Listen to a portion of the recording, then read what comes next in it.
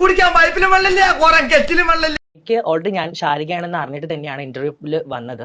എനിക്ക് വളരെ നല്ല ക്വസ്റ്റ്യൻസ് ആയിരിക്കണം, ഭാഷ നല്ലതായിരിക്കണം, എന്റെ പേഴ്സണൽ കാര്യങ്ങളിലേക്കുള്ള ഉന്തിക്കയറ്റാവരുത്. അങ്ങനെ ആയിരുന്നെങ്കിൽ ഒരിക്കലും ഞാൻ ഇവിടെ ഇരിക്കും. സാധാരണ ഇന്റർവ്യൂ ചെയ്യുന്ന ആൾക്കാരെ പോലെയല്ല മഞ്ജുളൻ ഇന്റർവ്യൂ ചെയ്യുന്നത്.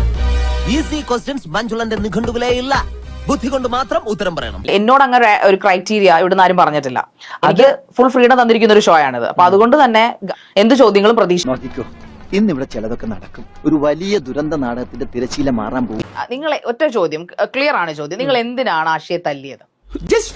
എനിക്കൊന്ന് ലൈവ് ചെയ്യുന്ന സമയത്തും ജെസ്സിയുടെ മുഖത്തും ഇവിടെ കണ്ണിന്റെ പക്ഷേ ആശയ്ക്കായിരുന്നു പരിക്കുകൾ കൂടുതൽ.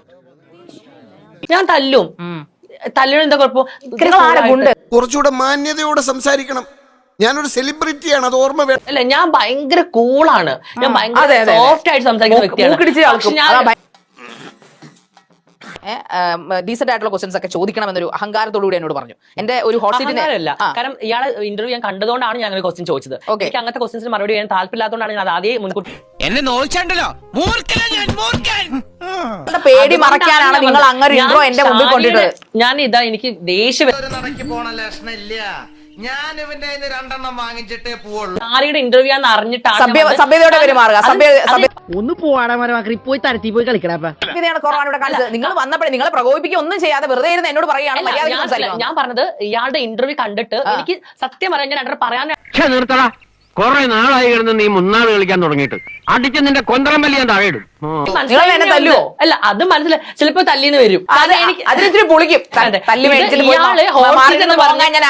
എവിടുന്നെങ്കിലും ഒരു വാടക കൊലയാളെ കിട്ടുമോ മാഷെ?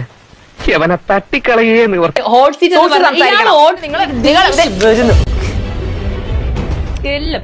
ദേഷ്യം വരുന്നത്. ഇതൊക്കെ എന്ത് നിങ്ങൾക്ക് വല്ല കുഴപ്പമുണ്ടോ? പിന്നെ ആഗ്രഹിച്ച കാര്യമാണ്. നിങ്ങൾ എങ്ങനെ എനിക്ക് മനസ്സിലാവും. ഇത് കുറെ ആഗ്രഹിച്ച കാര്യമാണ്. മര്യാദ ഉള്ളതുകൊണ്ടാണ് സംസാരിക്കുന്ന വ്യക്തിയെ ആദ്യം അറസ്റ്റ് ചെയ്ത് ലോകപ്പിലാണ്. നിങ്ങൾ സ്ത്രീയാണല്ലേ പറഞ്ഞത്? ഇതിനു മുമ്പ് നിങ്ങൾ അങ്ങനെ നിങ്ങൾ എന്താ വിളിക്കേണ്ടത്? നിങ്ങൾ തന്നെ പറഞ്ഞു. അങ്ങനെ ബഹുമാനിക്കുന്നതാണ് ഞാൻ. കിട്ടിയാ ഇല്ല, ചോദിച്ചു വാങ്ങിച്ചു പോവാ.